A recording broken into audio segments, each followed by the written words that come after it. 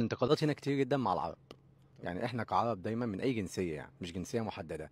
فدايما هتلاقي وانت في طريق النجاح عشان تنجح، وبالذات لو دوله اوروبيه او. السلام عليكم. وعليكم السلام. ممكن نتعرف بحضرتك؟ محمد صلاح من مصر. أهلا وسهلا. آه، ممكن نعرف من ايمت أنت بفرنسا؟ حاليا 3 سنوات بالظبط. وما هو مجال عملك؟ الانثروبولوجي في مصر، انا باحث ومحاضر في علم الانسان، مدرب معتمد في جامعه عين شمس وبشتغل انفلونسر في فرنسا، وبقدم اقوى محتوى للمصريين بفرنسا. ما شاء الله عليك، ما شاء الله عليك. نحن كان أنا بدي أعرفك على نفسي. أنا رافع عبود من سوريا، دارس إعلام وصحافي. بصراحة ما مارست هذه المهنة على أرض الواقع بشكل جيد. ممكن نستفيد منك ومن تجربتك بصناعة المحتوى. طبعا، انا هنصح حضرتك اول حاجه. الانتقادات هنا كتير جدا مع العرب.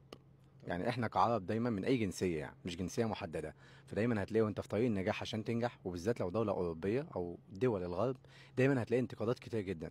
فعلشان تنجح في مجالك لازم ابداعك، ان انت اولا مؤمن بامكانياتك، مؤمن ان انت بتحب الحاجه دي.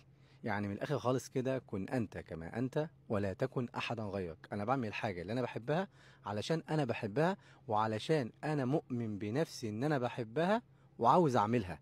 مش بعملها علشان تسقيف الناس وعشان الناس تشوفني. اهم من الناس تشوفك ان حضرتك تكون شايف نفسك، وشايف في كل حاجه انت بتقدمها نفسك رقم واحد. نفسك رقم واحد، لان اول حاجه بتقف ضد الانسان هي نفسه، مش الناس.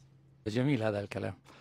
يعني نحن لازم نركز على هدفه، للشخص نفسه، على إمكانياته، ويؤمن بنفسه وإمكانياته. ولازم يكون